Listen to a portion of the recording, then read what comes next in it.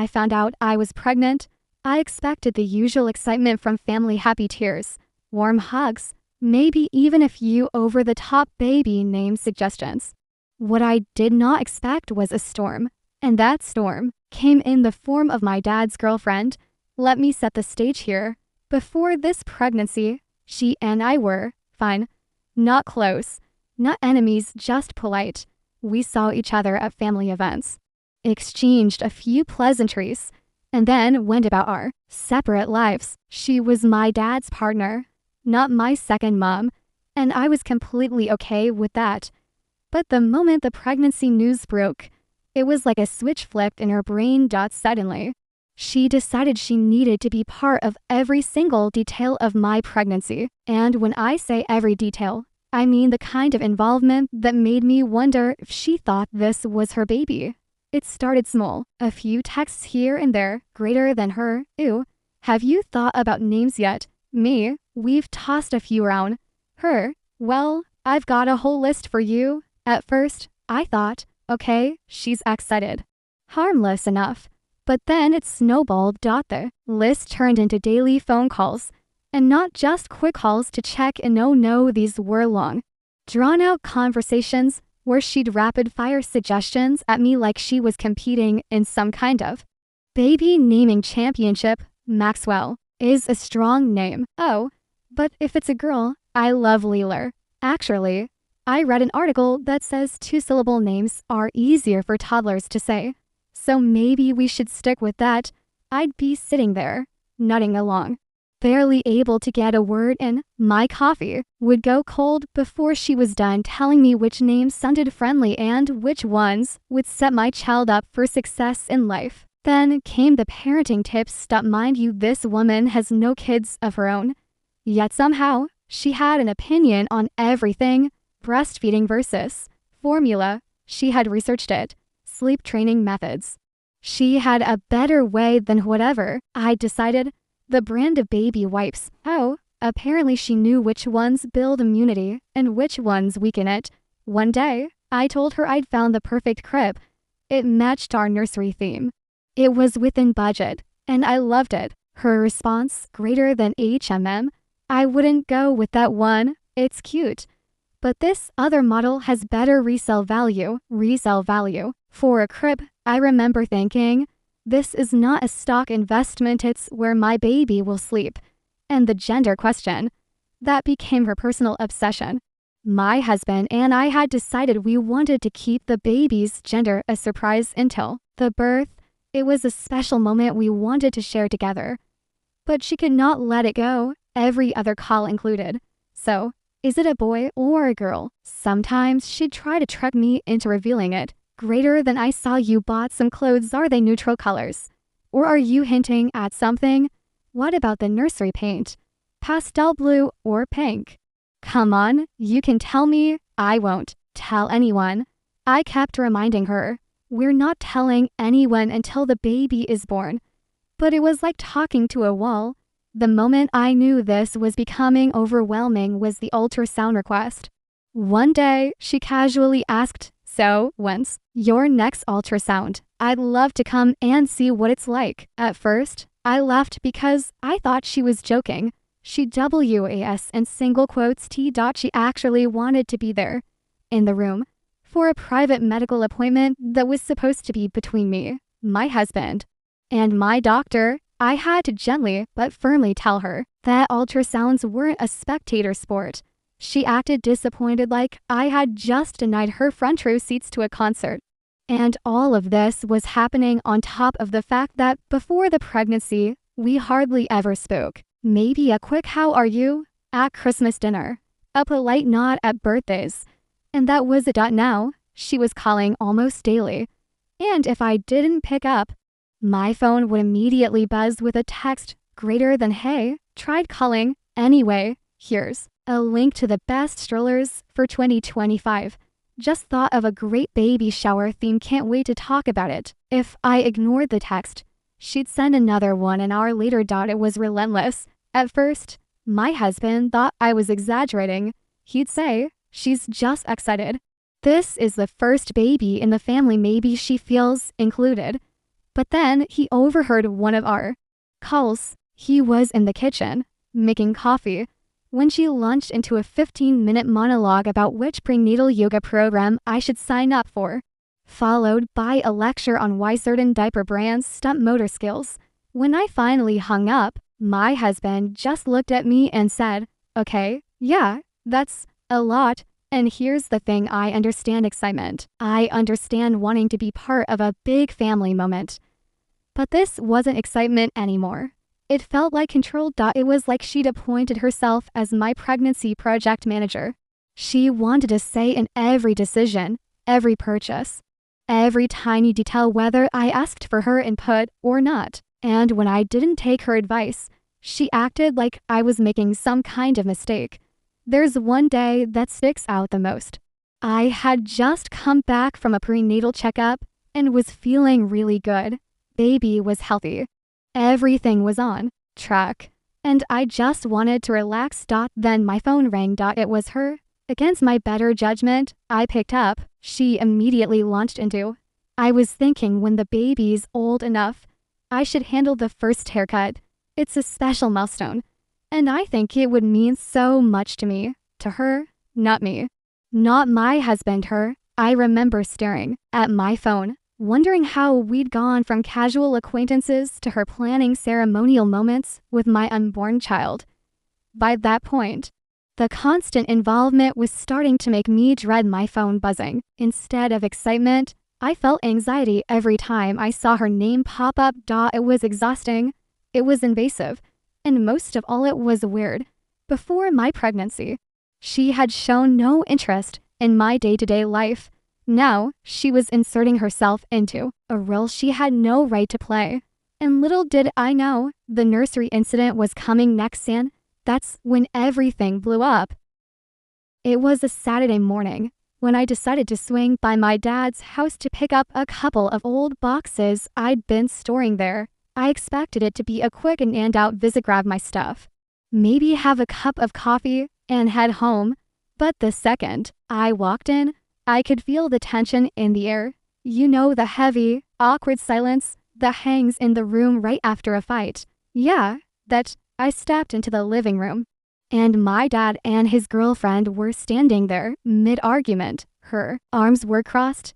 His face was set in that I'm trying to stay calm expression. Me, did I come at a bad time? Dad, we're just talking. Her, we're arguing. Actually, I stood there awkwardly, holding my bag, wondering what exactly I had just walked into. It didn't take long for them to tell me. Apparently, his girlfriend had decided she wanted to turn one of the rooms in their house a fully functional guest bedroom or my dad's home office into a nursery for my baby. I blinked at them, confused. Me, a nursery? Here. Her? Yes. That way, it'll be easier for us to babysit. We can have everything ready when you drop the baby off. Here's the thing, I had never once mentioned needing them to babysit.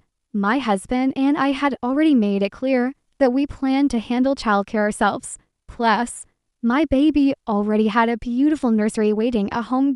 So I smiled politely and said, "That's very thoughtful, but we won't really need a nursery here. If the baby ever naps while visiting, the bassinet will be more than enough." But she didn't let it go. Her eyes widened like I had just crushed her dream. Her, we've been waiting so long for a baby in the family. This is the first grandchild. I want to spend as much time as possible with them. Don't you think it's only fair that we have a space for them here? And I'll admit, something in the way she said we made my skin crawl, because this wasn't our baby, it was mine and my husband's. Yet, she spoke like she had some sort of shared custody. I tried to explain again, gently, I appreciate you wanting to be involved, but I'm just not comfortable with the idea of the baby spending that much time away from home. It's important for them to have consistency.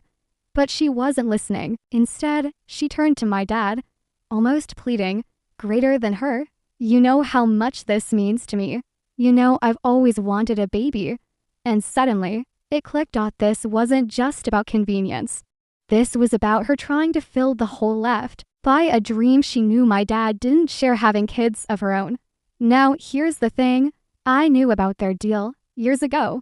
They had agreed to wait a few years to see if either of them would change their mind about having kids. My dad never did. She still wanted them. And instead of breaking up, they stayed together, both hoping the other would eventually give in. So here I was, heavily pregnant. And somehow my unborn child had become the middle ground in their stalemate. It felt wrong. My dad finally spoke up, clearly trying to shut the conversation down. Dad, I don't want to turn the guest room or my office into a nursery. We have guests. I work in that office. It's not necessary. But his girlfriend crossed her arms tighter and shot him a look greater than her. It is necessary if we're going to be part of the baby's life. That was it. That was the sentence that broke my patience. I looked at both of them, my voice sharper than I intended. Me, okay? I'm going to say this once. Your disagreement about having kids is not my problem. My pregnancy is. Not the solution to your relationship issues. If this is going to keep being a thing, you have to choices: either break up or leave me alone. The room went silent. My dad looked shocked, like I had just slapped him. His girlfriend's jaw actually dropped. I wasn't yelling. I wasn't angry in the throwing things way. I was just done.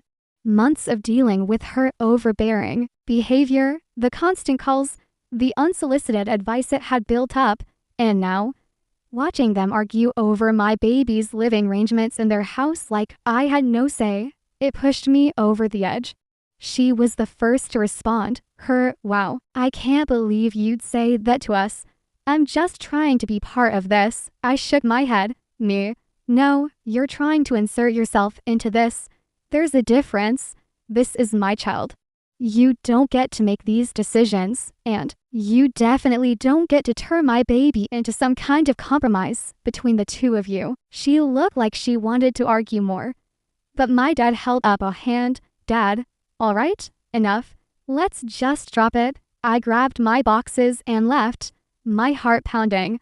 On the drive home, I replayed the whole scene in my head. Part of me felt guilty. I'd never spoken so bluntly to my dad before.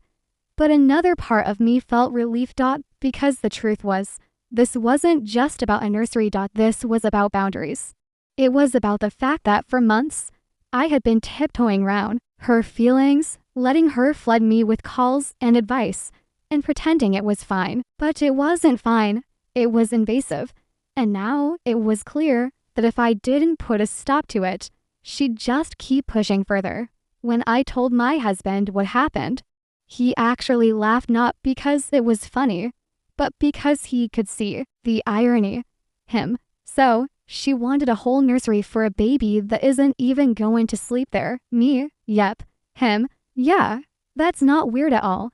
We both knew this wasn't over. My dad was going to call, and his girlfriend wasn't going to just forget what I'd said. But for the first time in months, I felt like I'd taken back some control. Looking back, I think the moment I walked in that day was like walking straight into the heart of their long-brewing relationship problem. My pregnancy just gave it a new shape, and I was not going to let them mold it into something that worked for them. It made me miserable. If that meant being blunt, so be it. Because, here's the truth, I wasn't just protecting myself anymore. I was protecting my baby. The next morning, my phone rang. I saw my dad's name on the screen and instantly knew what this was about. I actually considered letting it go to voicemail just so I could have one more hour of peace, but I sighed and picked up. Me. Hey, Dad, morning. Do you have a minute to talk? I could tell from his tone this wasn't going to be a light-hearted conversation. His voice was tight, the way it gets when he's trying not to be angry. He started by saying he understood that I was frustrated with his girlfriend, but then he launched into the part I knew was coming. Dad, she's just excited, you know? She's not trying to upset you, she's trying to help. That word help made me want to laugh. If unsolicited baby name lists, surprise gifts I didn't ask for, and constant pressure to reveal private details counted as help, Then maybe we had very different definitions of it. I stayed quiet for a moment, hoping he'd continue. He did. Greater than dad. You were pretty harsh yesterday, telling us to break up. That was out of line. My relationship is none of your business. That hit me the wrong way. Because yes, normally his relationship wouldn't be my business. But his relationship wasn't just a private thing anymore. It was bleeding into my pregnancy, my personal life, and soon, my baby's life. I reminded him, Dad, I didn't just come out of nowhere with that. I've been dealing with her overstepping for months. You've seen it. You've heard her. You've even agreed she's gone too far sometimes. But he brushed past that. Dad, she means well. She's never had a baby of her own. And this is a big deal for her. You have to see it from her perspective. That's when I realized we weren't just talking about her. We were talking about him. He was defending her not just because he cared about her, but because admitting she was wrong would mean admitting that he'd failed to set boundaries with her. And maybe that's why I snapped the day before, because it wasn't just her pushing too far, it was him letting her. After we hung up, I sat at the kitchen table and told my husband everything. He didn't even hesitate. You're not wrong. She's crossing lines, and your dad's letting her. You don't owe them access to your pregnancy just because they want it. It felt good to have his support. He'd been watching this play out for months, and while he'd tried to give them the benefit of the doubt before, he could see it had gone from a little excited to way too much. I also called my brother. He's not as emotionally involved in family drama as I am, but even he didn't hesitate. Brother, nope, you're right. She's acting like this is her baby. And if Dad can't see that, that's on him. Don't back down. It was reassuring. But I knew not everyone would agree with me. When I told my sister, she stayed neutral. Greater than sister, I get where you're coming from. But I also get where they're coming from. It's the first baby in the family. And maybe she doesn't know how to handle that excitement. I didn't argue with her. I knew she wasn't picking a side. She just didn't want to be caught in the middle. But it was clear to me that she didn't see the full picture. She hadn't been on the receiving end of months of texts, calls, and pushy suggestions. Over the next few hours, I replayed the conversation with my dad in my head, and the more I thought about it, the more something clicked. This wasn't just about her being overbearing. It wasn't even just about her trying to play grandma before the baby was born. This was about my dad and his girlfriend's entire relationship dynamic. They had been together for years. And from the very beginning, they knew they disagreed about one huge thing: kids. My dad was done. He already had 3 grown children and didn't want more. She desperately wanted to be a mom. They should have split years ago. But instead, they'd clung to this wait-and-see arrangement, hoping the other would change their mind. And now, here I was pregnant, and she saw my baby as her chance to finally get the motherhood experience she'd been missing. The problem, that wasn't her right to have. I realized something else too. My dad wasn't just upset about the breakup comment because it was blunt. He was upset because it touched a nerve. By telling them to either break up or leave me alone, I'd basically put their unspoken problem right on the table. I'd said the thing they'd both been avoiding for years, and he hated that I'd called it out.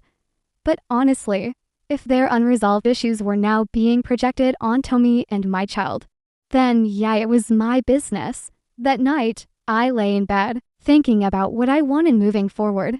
I didn't want to fight with my dad. I didn't want to be the reason for tension in their relationship. But I also wasn't going to let their unresolved problems become my burden. My baby wasn't a pawn in their tug-of-war. My pregnancy wasn't a consolation prize for her. And I wasn't going to let months of she means well excuses keep me from drawing the line. I decided something then. The next time I saw my dad, I was going to lay out clear boundaries. No more hinting, no more tiptoeing. If he wanted a relationship with me and my child, those boundaries would need to be respected by both of them. Because this wasn't just about keeping the peace anymore. This was about protecting my mental health during my pregnancy and protecting my baby once they were here. And if that meant my dad thought I was too harsh, so be it. A few days later, I asked my dad to meet me for lunch. I picked a quiet little cafe halfway between our house's neutral territory. I didn't want this to feel like an ambush, but I also didn't want to be sitting in his living room where she could just happen to walk in.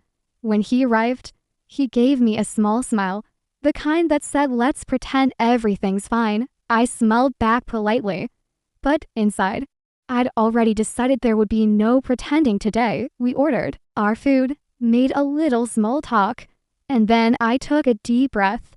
Greater than me. "Dad, I need to talk to you about boundaries." His smile faded a little. He nodded, leaning back in his chair like he was bracing himself. "Greater than me. From now on, I'm not sharing pregnancy updates with your girlfriend at all. No gender reveals. No ultrasound pictures. No weekly baby bump updates. Nothing." He frowned, but I kept going before he could jump in. "Greater than me. After the baby's born, she will not babysit. She will not be left alone with my child. And she's not going to get more photos or information than you do. This isn't personal, it's about keeping my boundaries for my own sanity." He finally spoke. "Dad, that seems a little extreme, don't you think? She's just trying to be involved." I stayed calm. "Me. Involved is fine. Involved on my terms. But what she's been doing, that's not involved, that's invasive. And if you want me to keep sharing my life with you, you need to respect this." I could see him struggling. On one hand, he wanted to defend her. On the other, he knew I wasn't wrong. I decided to go one step further. "Me and Dad, you and she need to have a real conversation about kids. She's 40. She clearly wants them. You've said you don't. That's not a small disagreement, it's a life decision. And you to have been ignoring it for years." His eyes shifted, and I could tell I'd hit a nerve. "Me, whatever you decide is up to you, but I'm not going to let her try to fill that void by playing mom with my baby. That's not fair to me, and it's not fair to her either." He tried to lighten the mood. "Dad, she's not trying to replace you as the mom." I raised an eyebrow. "Me? Dad, she asked if she could have a crib in your guest room for when the baby visits. She offered to take the baby on weekends. She's suggested names more than once after I told her we already picked one. Tell me that's not crossing a line." He didn't answer, which was answer enough. For a while, we just sat in silence. Our food came, but neither of us touched it right away. I think he was processing. I think he also realized that if he pushed me too hard, he might lose access to both me and his grandchild. Finally, he let out a long sigh. "Dad, all right, I don't agree with everything you're saying, but I get it. I'll talk to her, and we'll cancel the nursery idea at my place." That last part, cancel the nursery, was a huge relief. That had been the thing that set off alarm bells in my head from the start. The thought of my baby having a room in my dad's. Not for sleepovers when they're older, but for infancy. No, absolutely not. I thanked him for understanding. Even if I could tell he didn't fully agree. The truth is, I wasn't asking for his approval, I was informing him of my decision. Before we left, I made sure to make one last thing clear. "Me, Dad, I love you. I want you in my baby's life. But this pregnancy is already stressful enough without someone else trying to take over. I need you to be on my side here. If she crosses a line again, I'm not going to argue about it. I'm just going to enforce the boundary. And I hope you'll back me up." He nodded slowly. "Dad, I hear you." I wasn't sure if that meant I agree or just I'm done arguing. But for now, it was enough. On the drive home, I felt a mix of relief and sadness. Relief, because I'd finally said everything I'd been holding in for months. Sadness, because I knew this would probably change my relationship with my dad in some way. But the truth is, boundaries often do. They expose who respects you enough to honor the man who doesn't. And in this case, I wasn't just setting them for me, I was setting them for my child. The next day, My dad texted me a short message. Dad, talk to her. She's not thrilled. But she gets it. I doubted she really got it. But at least now, the lines were drawn. She could either respect them, or she'd find herself completely shut out of this chapter of my life. The best part, I didn't feel guilty, not even a little. Because when you're about to become a parent, your first job is protecting your child. And sometimes, that means protecting yourself from unnecessary stress. The truth, I don't think their relationship is built to last. Not because I want it to end, but because I can see the writing on the wall. They're standing on opposite sides of a huge life decision, kids or no kids, and trying to build a bridge made out of denial. And denial is not a foundation. I've watched them dance around the subject for years. Every so often, it slips out she'll make a passing comment about baby names. Or he'll mention that he likes being child-free. Then the air in the room will go tight, and someone will change the subject. That kind of avoidance can only work for so long. One day, it's going to snap, and when it does, one of them will end up deeply unhappy. But here's the thing, that's not my battle. It never was, and I'm finally done pretending it is. The moment I decided that, something inside me shifted. My focus sharpened. I stopped thinking about how to keep the peace between them and started thinking only about what's best for me and my baby. That means no more getting dragged into their arguments. No more late night calls where one of them vents about the other and expects me to pick a side. No more subtle or not so subtle attempts to use me and my pregnancy as leverage in their private tug-of-war. I've put new rules in place for myself. No more daily calls. I don't owe anyone a running commentary on my pregnancy. Updates will be when I feel like giving them. No more surprise gifts I didn't ask for. Especially the kind that come with strings attached, like we bought this crib so the baby can stay with us. That's not generosity. That's a trap. No more pretending we're closer than we are. My relationship with her is polite, not intimate, and I'm done being guilted into acting like we're some inseparable family unit. It sounds cold when I list it out like that, but the truth is, boundaries always sound cold to the people who benefit from you not having them. She's used to being able to insert herself into my life freely, and for a long time, I let it happen because it was easier than saying no. But becoming a mother has changed my priorities in a way I can't ignore. I'm not just living for myself anymore. Every choice I make now has to answer one question. Is this good for my child? And letting someone try to play mom with my baby, no, that's not good for my child. That's not good for me. Some people might think I'm being overly protective. They might say, she's just excited. Why not let her help? Because it's not help when someone is doing it to meet their own needs. Not mine. It's not help when I feel pressured, cornered, or like I'm constantly having to defend my role as the mother. I know what help looks like. It's when someone asks what you need instead of assuming they know. It's when they offer support without strings attached. It's when they understand that the final say belongs to you. And that's not what I've been getting from her. So my final word is simple. If she wants to live out her mom dreams, she'll have to do it somewhere else, with someone else, because my baby is not her second chance at motherhood. I don't say that to be cruel. I say it because I've watched many families get torn apart by blurred lines and unspoken resentment. I don't want that for mine. When my child grows up, I want them to know that I protected their space from day one, that I didn't let anyone, even family, overstep the boundaries that kept us safe and healthy. I've also stopped worrying about whether she likes me or not for too long. I've been measuring my words, trying not to rock the boat, but motherhood has given me a new kind of backbone. Now, I realize her opinion of me is none of my business. She can think I'm overprotective. She can tell people I'm difficult. She can roll her eyes when I say no. None of that changes the fact that I'm doing what's best for my baby. I'm not naive. I know there will be future moments where she tries to push the line again. It might be a comment about how often she sees the baby, or a suggestion that we lighten up and let her take them for a weekend. when that happens. I won't argue. I won't justify. I won't defend. I'll just say that's not going to work for us. And then I'll move on. In a strange way, setting these boundaries has made me feel lighter.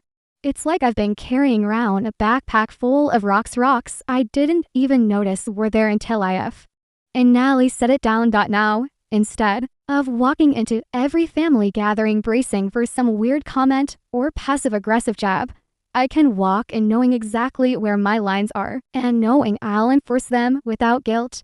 At the end of the day, I'm not cutting her out entirely. I'm not trying to create drama. I'm simply choosing peace over chaos, clarity over confusion.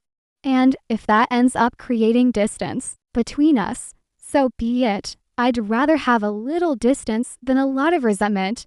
The bottom line, I'm done letting other people's unresolved issues spill into my life, especially now, especially when the stakes are higher than they've ever been. My baby is my world now, and I will guard that world with everything I have. If their relationship survives, good for them. If it doesn't, that's on them. Either way, I'm not going to be the glue holding them together or the rope they tug on in their arguments. My hands are free now, and I'm using them to hold my baby, not their problems.